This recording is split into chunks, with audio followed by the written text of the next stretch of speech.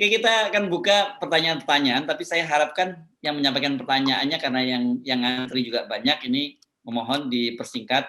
Dan kedua, kalau nggak salah ini berkaitan dengan ini ya, dengan aturan main. Kita minta untuk teman-teman yang bertanya itu harus menampakkan wajahnya, sementara yang tidak ingin bertanya tetapi tidak ingin menampakkan wajahnya, silahkan mengajukannya lewat chat saja, nanti kita bacakan pertanyaannya. Gitu ya aturannya Mas Atta ya. Siap. Ya, silakan yang siap untuk muncul mengajukan pertanyaan, tapi kalau yang tidak siap silakan mengajukan pertanyaan lewat chat saja. Siapa yang pertama, Mas Atta, bisa dibantu saya? Ya, kita lagi nunggu. Saya bisa bertanya, Mas Hersi? Oh ya, bisa dong. Silakan, Anda kan peserta juga. Baik, ini menarik sekali, Pak Margarito, Bu Husnul, dan Mas Abror. Ini kayaknya dari semua diskusi yang kita buat FTA ini, kayaknya ini yang sangat berapi-api kita, dari awal sampai akhir. Pertanyaan saya sebenarnya, saya gabungkan dari semua permasalahan yang ada, mulai dari yang dikatakan oleh Pak Abror, Bu Husnul, dan Pak Margarito. Kita sudah tahu bahwa keadaan ini memang sudah seperti ini.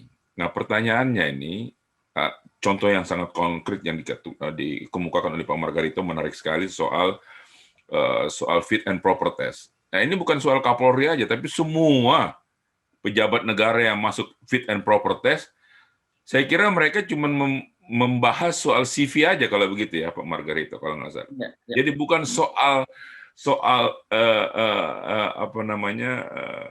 integritas daripada orang itu. Jadi kalau soal CV ada kemampuan pernah jadi begini-begitu ya nggak usah fit and proper test dibuka, diumumkan seperti itu. Nah, pertanyaannya adalah kita sudah tahu situasi seperti ini, masalah hukum yang kita hadapi seperti ini. Nah, usulan-usulan konkret yang diajukan oleh Pak Margarito, kita harus membenahi ketatanegaraan kita dan lain sebagainya.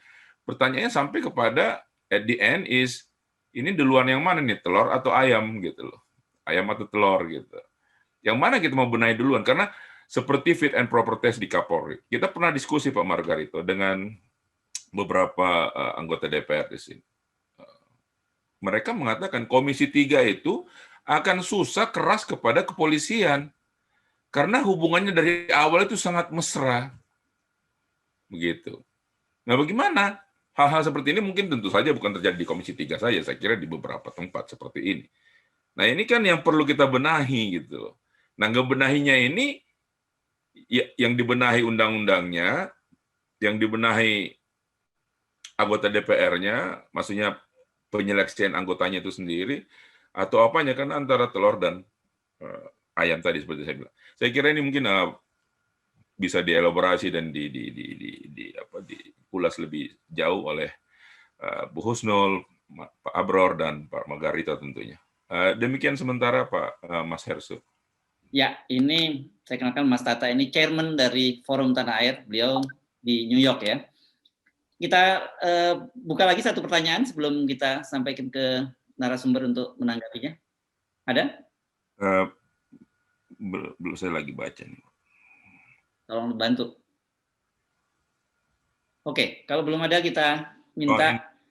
Soal seperti aja tadi, soal anggota DPR yang dikontrol dan diikat oleh partainya. Jadi sehingga bagaimana anggota DPR itu bisa bersuara dengan baik karena adanya hak PAW itu dalam Undang-Undang MD3. Sehingga walaupun mungkin ada anggota DPR yang punya integritas tinggi, tapi kembali lagi bahwa tidak didukung oleh hukum yang memberikan jalan bagi anggota DPR itu sendiri untuk bisa bersuara karena dibatasi oleh partainya. Itu yang saya baca di sini. Sebentar, Mas. Pertanyaan dari siapa tadi yang Anda bacakan tadi? Mbak Reni Wijaya di Surabaya kalau nggak salah. Oke, Surabaya. Ya, Mbak Reni. Ada dua pertanyaan dulu ya. Silakan dimulai, saya acak aja dulu ya, tidak langsung ke Mas Abror, ke Profesor Husnul Mariah dulu. Silakan, Pak Husnul.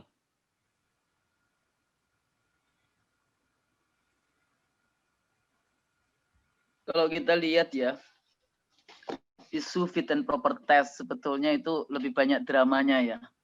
Kalau tadi bilang drama Korea apa drama ini yang kayak gitu. Ini Jadi oligarki itu sudah merasuk di mana-mana dalam konteks itu. Nah, terutama untuk polisi, kita kan tahu lembaga ini tadi saya setuju bahwa persoalan dengan polisi kita itu dari mulai sumber daya manusianya untuk masuk menjadi mahasiswa, ya, kuliah di kepolisian. Coba kita pelajari dengan baik. Kayak apa sih sebetulnya? Ya, dari mulai itu kenaikan pangkat kayak gitu ya, itu bayar sampai puluhan juta, sehingga sementara pada saat yang sama dengan menggunakan scholars yang seringkali kemudian dikatakan sebagai policing state, dalam demokrasi itu policing state sebetulnya nggak bisa, karena tadi yang dikatakan oleh Mas Margarito bahwa di dalam demokrasi itu ada dua kekuasaan yang luar biasa. Satu, KUHP-nya, kayak gitu ya, kitab undang-undangnya yang penegakan hukum, dan satunya lagi adalah senjata. Itu nggak boleh berada di dalam lembaga yang sama. Makanya saya orang yang tidak terlalu setuju dari sejak awal Densus 88 itu nggak boleh itu ranah yang bukan milik polisi. Polisi itu adalah untuk masyarakat gitu, keamanan masyarakat, bukan keamanan negara. Kalau sudah bicara keamanan negara, sebetulnya kita bicara tentara di dalam konteks itu. Lah, sayangnya memang kesalahan kita waktu itu dengan pemisahan ABRI, TNI dan Polri yang sebetulnya belum selesai itu reformasi. Kalau di negara seperti di Amerika atau di Australia, polisi itu di negara bagian. Ya, bahwa ada polisi federal ada, tapi kekuasaan polisi ada di negara bagian. Jadi bukan pada level yang sentralistis yang kekuasaannya luar biasa, enggak. Nah, jadi policing state itu scholars ini luar biasa ya. Padahal kalau kita pelajari apakah polisi itu to serve konstitusi, melayani konstitusi, to serve rezim yang berkuasa siapapun dia, ya, menjadi alat penguasa, sang penguasa. Yang ketiga to serve capitalist interest. Nah, persoalannya makanya saya dulu sering kali ngomong kalau ketemu Pak Jenderal, tolong deh carikan saya siapa jenderal yang bukan centeng di Republik ini. Ya. Jadi Anda itu melayani rakyat atau melayani para komprador, para oligark di dalam konteks ini oligarki ekonomi. Nah, kembali lagi persoalannya, sayangnya dalam konteks ini akar persoalannya memang kita kehidupan partai. Kalau tadi bicara hukum, seringkali kan dibilang, oh hukum itu posisinya apa? Pak Margarito, saya bilang hukum itu produk politik. Kalau politisinya busuk, jangan kan Anda mendapatkan produk outcome dari politik busuk, kemudian tahu-tahu implementasi maupun proses formulasi maupun implementasi dari hukumnya baik. Makanya mau nggak mau memang dari sejak awal saya selalu bicara tentang partai politik, ya, dari mulai rekrutmen, dari mulai kemampuan formulasi kebijakan, kemudian implementasi. Nah ini kan persoalannya, ya Anda bisa tahu pemilunya sendiri seperti itu. Kita sudah letakkan waktu itu KPU, the guardian of democracy, ya, KPU di 2004 kita sudah tunjukkan bagaimana caranya penyelenggaraan suksesi yang non-violence. Tapi kemudian kan kita di Indonesia ini kalau Anda bekerja dengan baik pasti nggak akan dikoruptorkan dan sebagainya.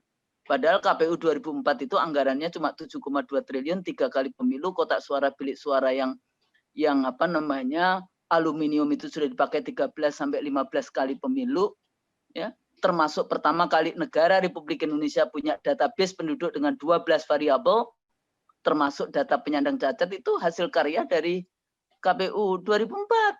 Saya contek itu dari KPU-nya Australia, karena saya dulu pernah belajar ilmu demografi, dan saya pernah belajar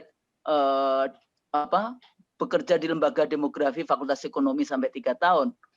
Sehingga kita paham dengan itu, bagaimana yang namanya kependudukan, masalah TKA yang hari ini dikasih IKTP dan sebagainya, itu database yang pertama kali dimiliki oleh bangsa Indonesia, itu dilaksanakan oleh KPU. Proyeknya cuma 427 miliar. Kemudian pemilu berikutnya lagi diambil alih lagi oleh Kemendagri. Tanggal 8 Desember 2004 kita serahkan database penduduk itu kepada Kemendagri. Dan kemudian proyek ganti setiap kali pemilu, data baru. Ya, dulu dengan P4P diganti DP4, harganya 3,8 triliun jadi 427 miliar, diperbaiki saja jadi 3,8 triliun, diganti IKTP menjadi 5,8 triliun. Jadi ini ada persoalan korupsi yang luar biasa. Di mana posisi demokrasi? Kalau tadi dijelaskan Hitler dan sebagainya, Hitler menang dia dalam pemilu. Jadi pemilu populisme itu tidak ada garansi orang baik bisa menang. Makanya sebetulnya para pendiri dulu sudah mikir kayak gitu ya. Jadi gimana ini MPR dan sebagainya. Sebetulnya sudah ke sana di dalam konteks itu. Karena demokrasi hari ini menjadi bukan instrumen untuk persatuan Indonesia kalau menurut saya. Demokrasi hari ini dijadikan instrumen atau proyek untuk desintegrasi, untuk akomodasi pendapat yang salah harus diterima kayak gitu ya. Karena demokrasi itu sebetulnya tidak gampang ya. Jadi di situ dia punya intinya, dia bisa harusnya integrasi, stabilitas, adaptasi, orang-orang yang berakal lah. Anda bisa cek aja lah bagaimana rekrutmen di partai politik. Makanya mereka setelah jadi ya begitu. Ya. Nah ini bagaimana kalau pemilunya aja dengan mudah Anda suap. Nah pada saat yang sama, ini juga nggak proyek dalam negeri saja, itu juga proyek global. Ya, demokrasi as a project, global project di dalam konteks itu. Anda dikasih misalnya uang tutup mulut, model program-program safety net project kayak gitu, cek aja itu sebetulnya seperti apa. Ya, siapa penghisapnya di dalam konteks itu yang mengambil kekayaan alam Indonesia dan sebagainya. Sayangnya Indonesia sebagai the most populous Muslim country in the world, sebagai satu kekuatan perlawanan yang luar biasa sebetulnya, tapi karena itulah ditakuti sebetulnya. Nah, mari kalau tadi dikatakan kita mulai dari mana? Saya kok dari dulu selalu mulai dari mana? Dari mana saja Anda berada. Nanti kita ketemu di tikungan. Atau nanti kita ketemu di sepertiga malam gitu karena doa ya. Nah, jadi intinya adalah kalau tadi bicara tentang PAW, ginilah, Anda duduk di situ to serve siapa? Jadi konsekuensinya Anda tinggal mau konsisten dengan prinsip-prinsip konstitusi, prinsip-prinsip partai, ya, dan kemudian Anda laksanakan itu sebagai karena Anda mendapatkan mandat dari rakyat sebagai wakil rakyat, atau Anda to serve yang bayarin Anda. Ya oligarki, makanya kan kembar 3 oligarki, oligarki politik, oligarki ekonomi, dan oligarki sosial yang oleh teman saya dari dulu selalu saya bilang bandar, bandit, badut gitu ya. Badut politiknya badut ya. Bandar, bandit kayak gitu di dalam konteks politik kita. Nah, jadi kalau menurut saya Anda di mana? Civil society go. Anda dari scholars jangan mempropagandakan kayak gitu. Scholars kan salah satunya kan percaya betul propaganda, terus Anda harus mempropaganda. Jadi propagandis atau buzzer sebetulnya. Kalau scholars jadi buzzer nggak enak amat kayak gitu. Jadi kalau menurut saya di sana, nah, jadi balik lagi partai menjadi institusi yang mari kita perbaiki. Makanya saya selalu bicara di kelas. Anda masuk partai politik kalau mau memperbaiki negara ini. Salah satunya begitu. Nah biasanya langsung dibilang, oh, kenapa Ibu nggak mau partai politik? Ya saya bisa mengajari di semua partai persoalannya. Dan udah lewat kalau saya mau masuk partai politik 98. Nggak sekarang. Jadi kayak gitu. Jadi balik lagi, mari kita perbaiki partainya. Yang bisa memperbaiki, kalau nggak bisa memperbaiki, ya perbaiki di mana saja Anda berada. Saya pikir itu Mas Her. Oke, terima kasih Prof. Husnul Maria. Sekarang ke Mas Abror. Silakan Mas Abror ditanggapi 2 pertanyaan tadi dari Mbak Reni, sama-sama orang Terbaje, dan kemudian juga dari Mas Tata dari New York. Tapi sebenarnya inti pertanyaannya hampir sama.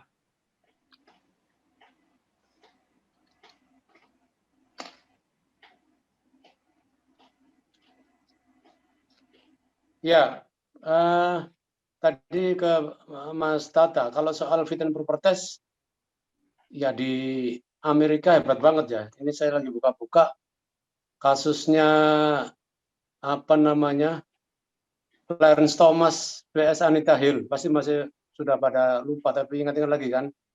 Itu Hakim Agung. Sampai sekarang masih Hakim Agung kan seumur hidup. Sama sekarang masih. Atau Sotomayor. Itu saya cerita Sotomayor Mas. Gitu. Iya, betul. Jadi itu fit and proper test sampai menjadi cerita dunia loh itu ya. Anita Hill itu seorang asisten, ini hanya dalam tanda kutip pelecehan seksual. Ya, kalau saya bilang hanya, tetapi di Amerika itu masalah besar. Dan menjadi puluhan, ratusan buku kajian. Ya, jadi ceritanya Clarence Thomas itu jaksa agung diusulkan untuk menjadi hakim konstitusi, kemudian di fit and proper test itu seorang mantan asistennya namanya Anita Hill, dua-duanya sama-sama kebetulan berkulit hitam ini, itu menyampaikan protes bahwa ketika dia menjadi asistennya itu dia mengalami sexual abuse gitu ya, pelecehan seksual. Itu perdebatannya menjadi berita nasional dan internasional yang sangat luar biasa, dan Anita Hill sendiri akhirnya menjadi profesor hukum dan menulis buku ya.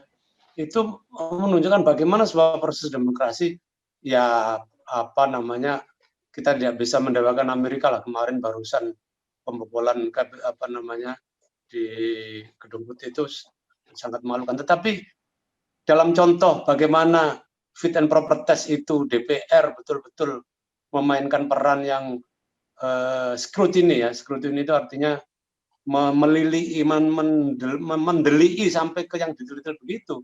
Jadi kalau disampaikan oleh Bang Ito tadi soal jejak digital, ya sekarang semua sudah terbuka jejak digital. Tetapi apa yang kita lakukan, apa yang kita berbuat, apa yang harus kita pakai untuk apa jejak digital itu? Jangankan ini kan persoalan daya ingat kita yang sangat-sangat pendek. Yang tadi lo balik lagi soal Listio Sigit yang hanya beberapa hari yang lalu saja kasusnya Joko Sugarto Chandra, ya kan ada ditanyakan di situ, kemudian ada yang investigasi, kemudian tadi ada yang berani angkat bicara dan kemudian mempertanyakan itu. Ini kan bahkan prosesnya tadi disebutkan kapan hari pangkatnya masih kolonel, kemudian sudah bisa meloncati sekian banyak. Yang begitu-begitu tidak, karena soal peran DPR itu. Tapi contohnya adalah bahwa di sebuah sistem demokrasi Westminster itu soal fit and proper test itu menjadi sesuatu yang harus dilewati dan very very tough ya, sangat keras untuk bisa melewati fit and proper test di DPR. Kemarin coba ketika Trump memaksakan untuk mengganti RGB, ya itu perlawanannya fit and proper test-nya kan kita bisa ngikuti semua bagaimana hebatnya di Amerika itu. Tetapi di kita fit and proper test nggak pernah jadi berita karena ya tadi itu tukang stempel. Jadi ya DPR ya banyak orang-orang baik di DPR ya, yang saya kenal misalnya yang baru saja dari dapilnya Mbak Husnul ada Profesor Zainuddin Maliki, orang hebat ya kan, temannya Mas Zazu Fadlizon, orang hebat. Tetapi kan ada di ilmu sosial itu namanya teori groupthink gitu kan ya, groupthink. Bahkan yang contohnya yang paling terkenal di groupthink itu kan ya di Amerika juga, karena teori itu mungkin ditemukan di sana soal insiden Baypik itu kan waktu 60-an ketika Kennedy ya yang dikelilingi orang-orang hebat di sekitarnya membuat keputusan yang nyaris blunder dengan insiden Kuba itu di Teluk Babi itu, insiden Teluk Babi itu. Artinya apa? Orang-orang yang kualitasnya hebat. Jadi nggak bisa kemudian kita misalnya partai politik itu mengambil ya sekarang yang punya duit yang bisa jadi anggota DPR. Misal mengambil orang-orang yang hebat pun, tetapi ketika masuk di situ ya terkena penyakit groupthink tadi itu, perorangan-perorangan ini tidak bisa mewarnai, tetapi diwarnai seperti kata temannya Bang Ito yang profesor itu. Jadi menjadi Jane Everett semua ketika masuk ke situ ya kan. yang asalnya malaikat masa bisa menjadi iblis di situ, bisa menjadi jin iblis itu rumah apa itu gitu? Rumah hantu atau rumah apa ketika orang yang hebat-hebat itu masuk di situ? Ya bahkan ya tadi yang ngomong juga, yang ngomong kena curse juga, kena kutukan juga masuk di situ. Jadi kayak begini gitu loh. Jadi ya ini yang berhubungan dengan media. Ketika kemudian ada ide untuk polisi tadi ya, polisi melakukan cyber patrol ya, cyber patrol termasuk di situ di grup-grup WA akan dipatroli, kemudian media juga akan diawasi. Profesor Mahfud mengatakan, membual menurut saya mengatakan bahwa polisi cyber ini begitu hebatnya, dalam 2 jam dia bisa meringkus orang yang hate speech tadi, melakukan hate speech. Ya, tetapi siapa yang hate speech, siapa yang akan diringkus? Apakah semua? Apakah Abu Janda dan lain-lain tadi itu apakah juga termasuk di situ? Kan enggak juga, ada eksepsionalisme, exception-nya juga gitu. Ada pengecualian juga gitu. Artinya undang-undang ITE tadi di line ada yang message juga bahwa undang-undang ITE itu kan untuk apa begitu? Ini kan undang-undang karet yang sama dulu ada di waktu Orde Baru, harus saya artikelen itu. Jadi orang-orang baik masuk di DPR itu seperti kena kutukannya Profesor Mahfud itu, jadi jin iblis juga karena tidak bisa mewarnai, jadi diwarnai dia. Dan saya selalu kritik juga, misalnya Mas Fadlizon akhirnya juga menjadi parlemen jalanan gitu, parlemen medsos. Karena dia di parlemen dia tidak bisa menyampaikan aspirasinya, menjadi parlemen medsos. Itu kan apa bedanya dengan demonstran yang turun ke jalan? Ini hanya memakai platformnya media sosial yang menurut ya akhirnya juga ketika you live by the sword, you'll die by the sword ya. Kamu hidup karena pedang, mati karena pedang. Akhirnya FZ Fadlizon juga dihabisi juga di media sosial karena ngintip-ngintip Gisel juga rupanya itu. Saya nggak tahu itu. Tetapi maksud saya ini DPR ini tadi, ya lembaganya, kelembagaannya. Buktinya orang-orang baik di situ kena groupthink ya diam juga, apalagi ancaman kata Mbak Reni tadi, ancaman PO tadi ya, PO itu PAW itu kena ancaman PO sudah nggak berkutik, partai sekarang sudah berkuasa penuh lagi. Ya artinya begini kalau menurut saya tadi disampaikan ya kita punya keyakinan ya sama ya, saya dengan Bang itu dengan Prof. Isnur juga bahwa tadi saya kira bagus itu jargonnya Mbak Husnul tadi yang niru RRI itu ya, dimanapun Anda berada itu ya satu barisan kata si Abdul ya Mas Erzu komika itu, kita ini dalam satu barisan bahwa meskipun barisan tidak di satu arahnya ke sana gitu. Nah tetapi kan ini kan sporadis, tidak jadi maaf, kekuatan oposisi kita ini di mana gitu ya, kan selalu sekarang balik lagi sistem kita ini tidak mengenal sistem oposisi. Kalau di Australia paling senang kita nonton, sama di Inggris kita nonton Question Times itu senang ya kan, Perdana Menteri diadili di situ ya kan, ada backbenchers, ada yang bahkan begitu anggota DPR itu debat di situ, bukunya tebal-tebal segini nih, naskah-naskah dokumen-dokumennya itu ya, enggak seperti Omnibus Law itu yang kata Bang itu tadi, itu kan undang-undang TikTok, banyak salah ketik sudah ditok ya kan, sudah diketok. Nah, ya kan di sana nggak bisa, di sana kan diperdebatkan sampai detail. Perdana Menteri itu berdiri di depan oposisi dan di depan partainya sendiri, yang tidak jadi MP pun, member of parliament, dia menjadi backbenchers pun dia meneriaki, dia menjadi oposisi juga, dan sehingga di situ kemudian perdebatan itulah ruang publik itu ya, ruang publik itu betul-betul berjalan di sana, media, kemudian civil society tadi yang disampaikan oleh Bang itu berjalan sehingga kemudian kontrol tadi, kontrol itu media sebagai fourth pillar of demokrasi di Amerika dan negara-negara Eropa itu jalan. Jadi debat di parlemen itu disiarkan oleh televisi parlemen, diikuti oleh rakyat, dan karena di sana itu sistemnya itu adalah distrik ya, winner takes all, ya sudah dia bertanggung jawab terhadap konstituennya. Di sini ya Bu Husnul sering cerita itu bukan ya, sistem kita ini bukan distrik, bukan proporsional. Jadi balik lagi sistem yang ya tadi. Jadi kontrol ini kalau menurut saya balik lagi kepada pemilik suara, gitu, rakyat. Dan juga ya karena tadi Bang itu menyampaikan hukum, Bu Husnul sebagai orang politik menyampaikan produk politik. Saya sebagai orang media fourth pillar of demokrasi, media yang sehat. Bahwa media itu sekarang menjadi industri, ya iya, di mana-mana media industri, di Amerika, di Eropa juga lebih dulu jadi media industri. Tetapi independen, tadi yang saya sebutkan sebagai tradisi demokrasi di Amerika dan di Eropa, di kita masih belum. Jadi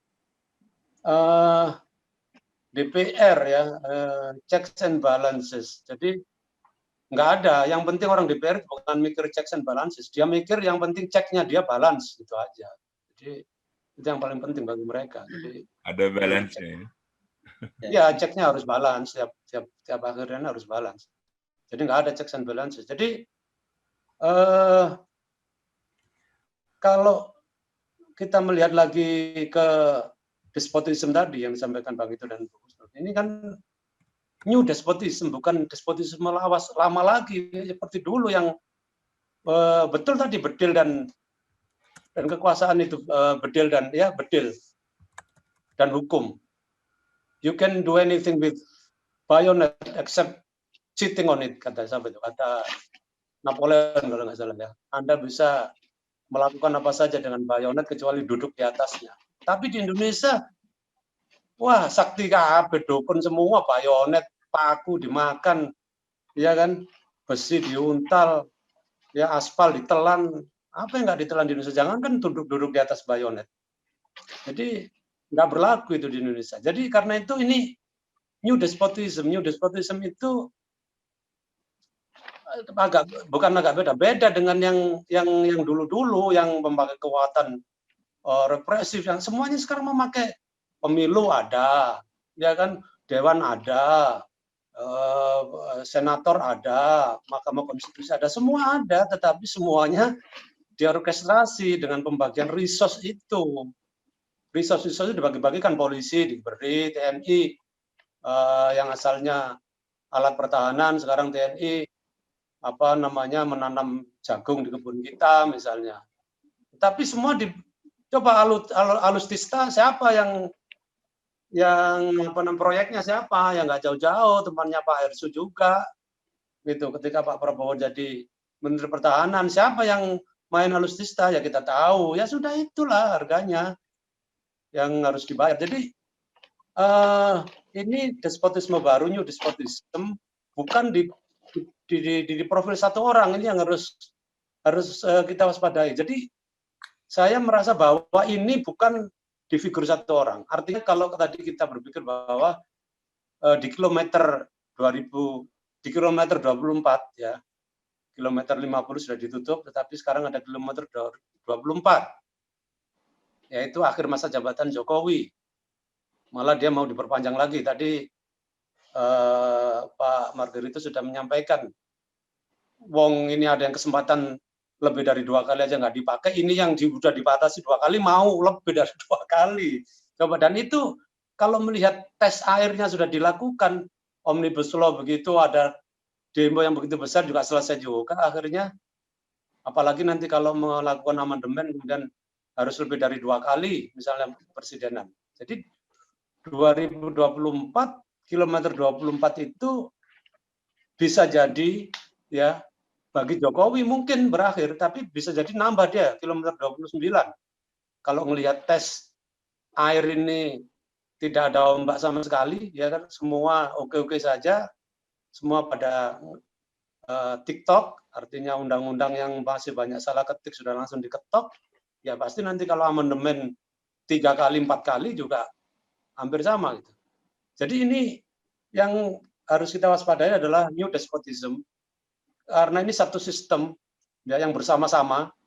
Kemudian tadi itu bagi-bagi resource, dan di situ alatnya itu termasuk tadi itu hukum, politik, tentara, media, semua menjadi bagian dari korporatisme negara. Ini sangat-sangat berbahaya new despotism ini. Jadi bukan despotisme dalam artian satu orang mesti zaman Pak Harto atau Bung Karno atau Idi Amin, siapa lagi di Afrika di sana yang apa namanya diktator-diktator itu sudah beda lagi sekarang, sudah mengalami metamorfosis sehingga ketika katakanlah 2024 nanti berakhir, yang muncul nanti juga new despotism lagi, new despot lagi, gitu.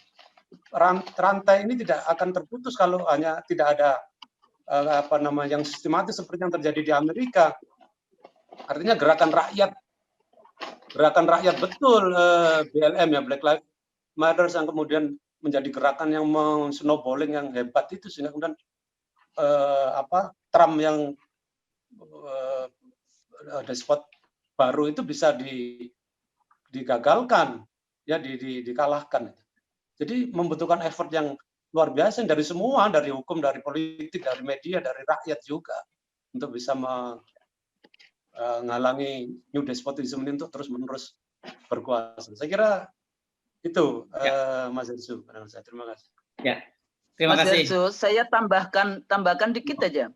Sebetulnya nggak segloomy itu kalau di dalam sejarah politik. Anda pelajari ya bagaimana KPU 2004 pada saat fit and proper test. Dan itu ada bukunya Pak Nazar, bukan sebuah tanda jasa, tapi setelah kita bekerja dengan baik, ternyata kita di KPK-kan. Makanya koruptor itu ada 2, koruptor sejati dan yang dikoruptorkan.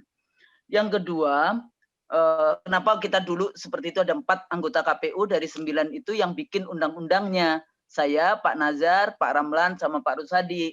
Jadi di 2004 itu kita sudah meletakkan fondasi.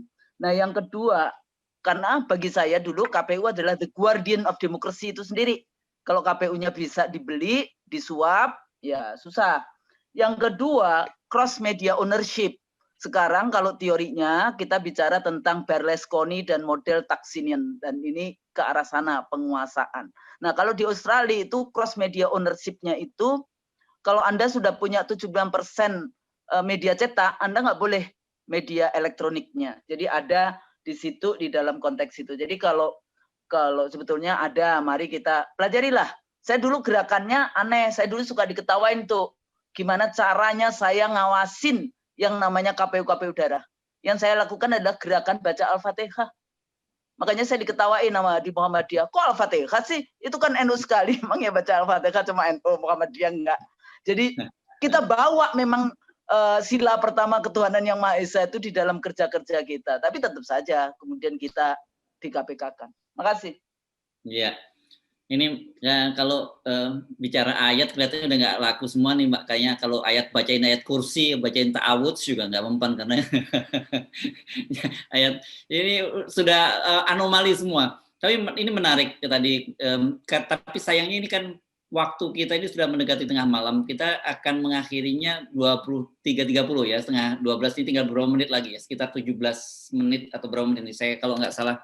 Tapi masih ada beberapa, sebelum Bang Ito jawab, ada beberapa pertanyaan juga ya, Mas Tata ya. Kalau nggak salah tadi saya lihat dari Mbak Sumarni ya, yang menanyakan soal tadi perbedaan perlakuan terhadap Habib Rizik Syihab dan kemudian soal ambang batas 20%.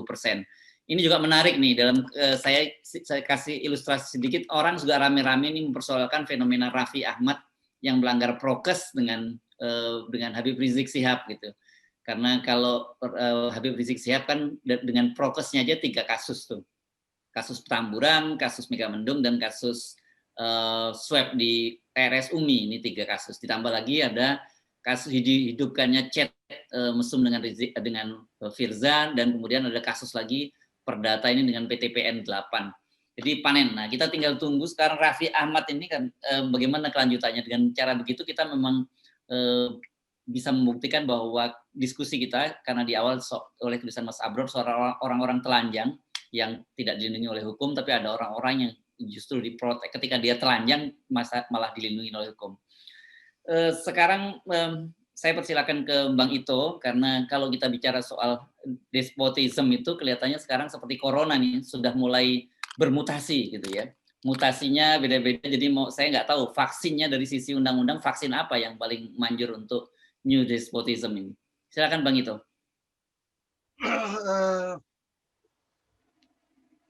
Kelihatannya setelah reformasi ini kita tambah buruk. Oke. Dari semua cerita tadi gitu ya, dari semua yang tertampilkan ini kita tambah buruk. Sepertinya reformasi kemarin itu kalau kita andaikan kayak orang motor di lampu merah, jadi begitu lampu hijau langsung keluar barengan. Dan jadi luar biasa di jalanan itu. Dengan segala yang dia bawa. Saya kira itu yang terjadi sekarang. Tapi saya ingin bilang begini. Situasi kita dari waktu ke waktu semakin berat. Semakin berat. Dengan atau tanpa menyebut new despotism atau apapun namanya itu, kan kita bisa mengecek kenyataan kita secara objektif yang agak sulit untuk kita tidak mengatakan bahwa berat dari waktu ke waktu. Politik kita berat, ekonomi kita berat, hukum kita nggak usah deh. Nah, soal hukum dalam kasus-kasus yang mutakhir ini soal teknisnya. Karena itu saya senang Mbak Husnul ada gitu. Saya sudah berkali-kali bilang sama teman-teman, soal hukum yang mutakhir-mutakhir ini tidak usah bicara dari segi teknis. Adil tidak adil, enggak. Ini bisa apa enggak. Bukan di situ lagi soalnya. Simpel banget. Kalau kita bicara teknis. Tangkap menangkap itu ada aturannya, mentersangka ada aturannya begitu. Tapi faktanya kan sekarang seperti ini. Karena itu menurut saya respon kita terhadap situasi sekarang ini mesti dari segi politik, bukan hukum teknis. Saya setuju Mbak Husnul, dan memang begitu. Hukum itu kan dibikin oleh orang, tidak jatuh dari langit. Hukum positif ini bukan hukum alam. Dibikin. Dia mewakili orang belajar di kampus bilang dia mewakili kehendak pembentuk. Nah, kehendaknya pembentuknya itu dibentuk juga. Begitu. Lalu jatuh ada di tangan orang-orang yang tidak mengerti ilmu hukum atau yang positifis tulen. Game over. Sembarangan aja. Coba mari kita lihat. Undang-Undang Nomor 1 Tahun 1946 misalnya ya, khususnya pasal 45 yang sekarang dipakai untuk mereka-mereka yang dituduh menyebar berita bohong itu. Kalau mau dikenali konteksnya, undang-undang itu dibuat 3 hari setelah Syahrir meletakkan jabatan. 3 hari kemudian, 3 hari ya setelah meletakkan jabatan, atau 3 hari sebelum Syahrir diangkat kembali menjadi PM untuk yang kedua kali. Konteks pertama. Konteks kedua, di masa itu Syahrir ada di Jakarta, pemerintahan RI, Bung Karno dan menteri-menteri ada di Jogja. Ketiga, situasi pada waktu itu, Anda baca bekas-bekas pejuang, misalnya Pak Vence Sumual, orang yang negerinya berdekatan dengan saya di Manado dan Ternate itu, orang sedang cari-cari, kenil mana? Ini Belanda mau masuk lagi, orang-orang ini akan bantu Belanda. Kacau luar biasa. Ada informasi informasi yang mengacaukan itu beredar dan mengacaukan masyarakat Jakarta dan di seluruh daerah. Itulah Untuk mencegah itulah lahirnya pasal 15 Undang-Undang Nomor 1 Tahun 46 itu.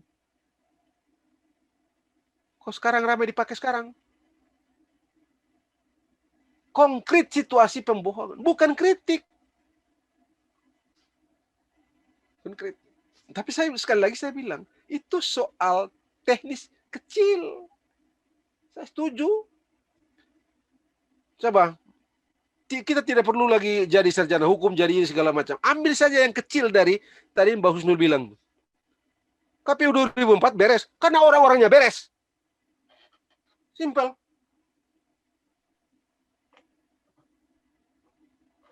Beres KPU itu karena beres pelaksananya. KPU sebagai pelaksana undang-undang pemilu itu beres orangnya. Bereslah hasilnya.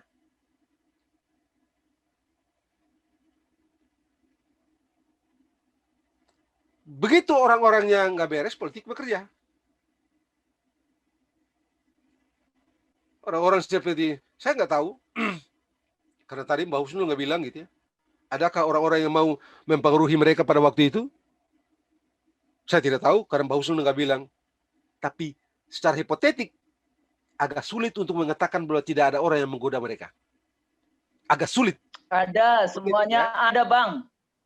Ada itu, ketua partai, pimpinan partai, ada datang, termasuk aparatur, kita dikasih peluru 11. Jadi ini soal orang. Nah, jadi karena itu, nah akhirnya saya mesti bicara begini. Kita memang memerlukan sistem yang baik, yang kita berharap dengan itu mendapatkan orang-orang yang baik. Setidak-tidaknya lingkungan sosial kita mesti memiliki daya untuk mendapatkan kembali orang-orang, katakanlah seperti KPU orang periode pertama itu. Siapa yang tidak kenal Profesor Najar? Siapa yang nggak tahu? Siapa yang bisa ngatur orang itu? Profesor politik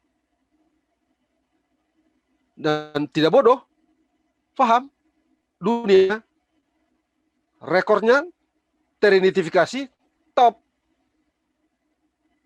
Mbak Husnul dan lain-lain paham betul. Nah,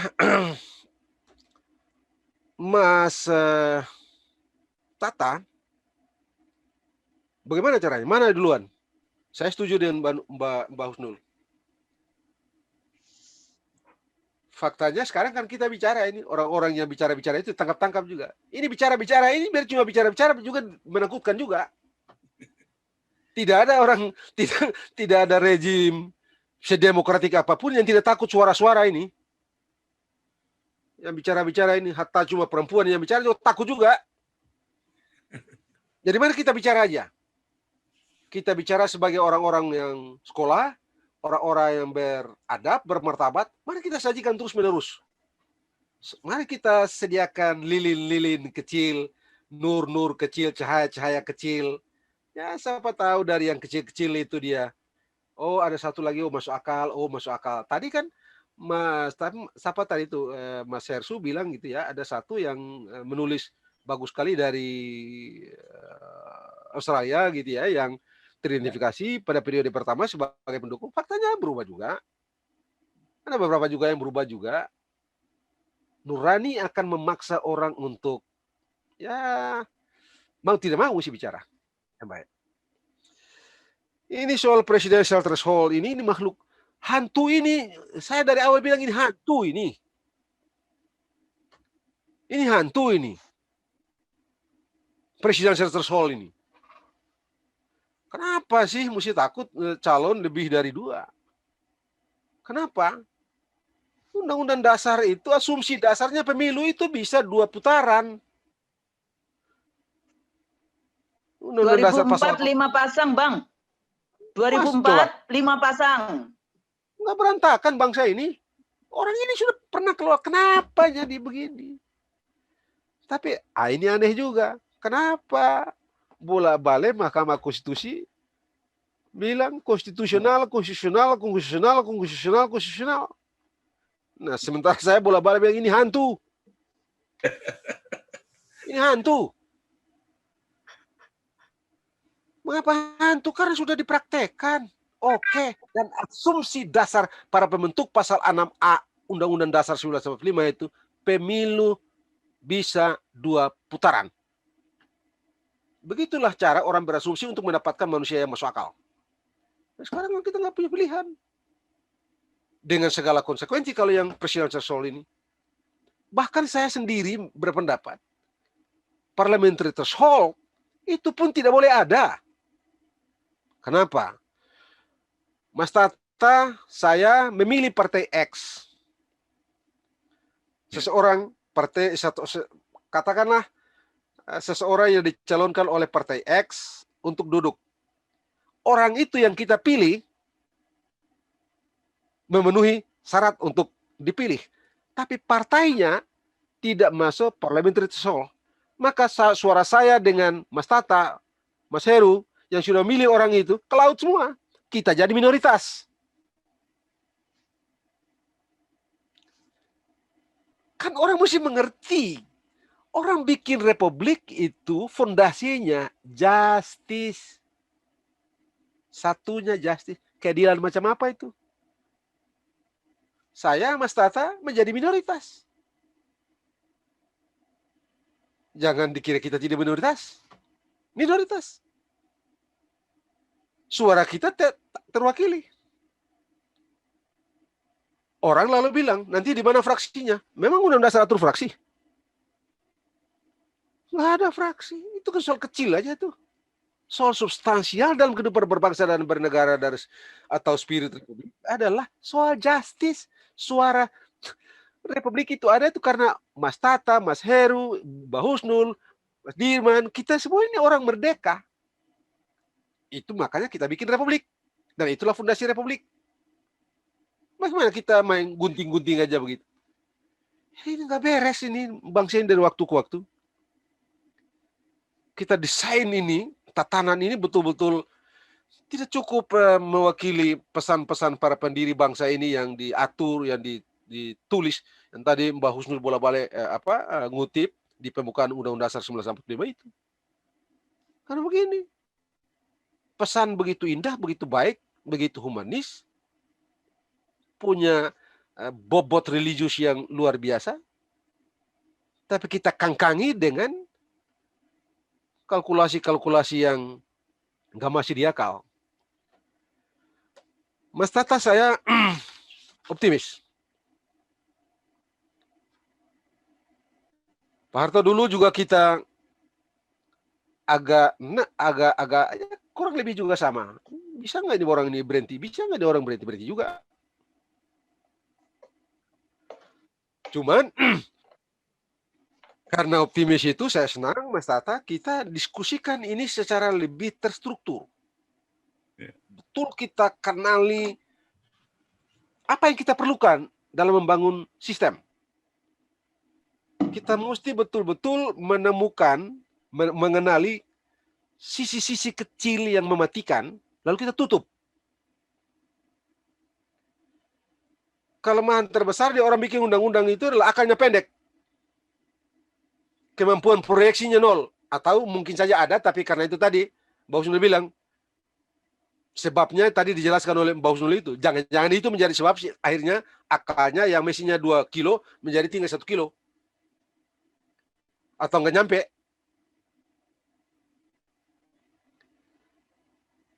Kalau orang mengerti, saya terus terang ya, hampir bosan juga bicara hukum ini. Benar-benar hampir saya bosan bicara hukum ini. Karena apa ya? Betul-betul hanya karena kita ini dipesankan untuk terus saja menyebarkan kebaikan, maka kita bicara. Kalau tidak karena itu, Ya sudahlah, Mas Hersu, satu malam, satu waktu dalam kira-kira hampir 2 bulan terakhir, saya terus terang frustrasi. Jadi saya nggak mau nulis, nggak mau ngomong, ditanya wartawan nggak mau jawab, alasan begini begitu, disuruh nulis nggak mau dah, capek, situasi nggak mau saya. Satu malam, minta maaf, ini bukan ria, gitu. Habis ngaji, baca buku, saya temukanlah satu kisah. Allah mengirim bala kepada satu kaum. Malaikat cek, ada satu ilmuwan lagi, ulama lagi, zikir, sholat. Tunda laknatnya. Lapor dulu sama Allah. Oh, Allah bilang, oh jadi si ulama lagi zikir. Ya. Turun. Duluan dia. Saya takut, Mas Hersu. Kisah itu menakutkan saya. Dan udah. Selesai itu saya nulis lagi. Aktif lagi, nulis lagi. Bicara lagi gitu. Di telepon wartawan, mau lagi bicara. Di telepon TV, mau lagi bicara. Kalau nggak di telepon, nggak mau lagi. Karena ini hukum ini soal simpel sekali. Yang tidak simpel politiknya. Dan politiknya, menurut saya, kita respon agak tidak tepat. Cuma kan, ya baguslah kita berteman ini, jadi saya senang lah. Kalau tidak berteman dengan Anda, mungkin sudah saya goodbye dengan situasi ini. Agak frustrasi betul. Jujur saja agak frustrasi. Cuman kan Allah bilang, jangan putus harapan dari nikmatnya. Jangan berkecil hati kepada dia begitu ya. Jadi oke, kalau itu fight lagi. Jadi fight lagi. Kalau enggak saya stop. Tanya saja sama kawan kita tuh. Udah 2 bulan saya nggak mau. Dia telepon nggak mau angkat saya. Udah mendingan ngaji aja dah. Baca buku ngaji aja udah di rumah. Nggak usah. Ini responnya miring-miring semua. Kok nggak tepat gitu. Ya. Tapi itu ya, Mas Tata, saya senang bisa bergabung dengan Anda. Bagi saya, kita jalan saja. Lilin-lilin yang ada ini kita biarkan dia terus menyala. Sinar-sinar kecil kita hidupkan. Kita ingatkan terus. Faktanya, sekarang ini orang yang bicara-bicara, kawan saya, kawan kita, Saganda, Mas Jumhur, Anton yang sekarang di penjara, orang itu kan nulis gampang saja, gitu. Nulis yang ringan saja penjara. Itu artinya yang bicara-bicara ini yang sedikit-sedikit ini ternyata menakutkan juga. Jadi mari kita bicara terus. Siap. Walaupun cuma bisa bicara, mari kita bicara terus. Siapa tahu inilah cara kita bertanggung jawab kepada Allah. Yes. Kira-kira begitu. Mari kita bicara terus. Beginilah cara kita mengabdi pada bangsa ini. Mari kita sajikan yang hebat-hebat, yang baik-baik. Kita nyalakan ini. Kita terangi republik ini dengan sinar-sinar kita ini. Siapa tahu dia berlipat. Menjadi rembulan purnama yang hebat. Menerangi dan yang tidak terlihat akan terlihat semua. Dan biarkan nanti alam takdir membawa kita. Hasrat membawa kita. Karena saya kira Tuhan juga akan tahu. Ada begitu banyak orang yang merindukan dia. Amin. Saya kira itu Mas Hersu, Mas Tata, terima kasih sudah berkenan memberikan saya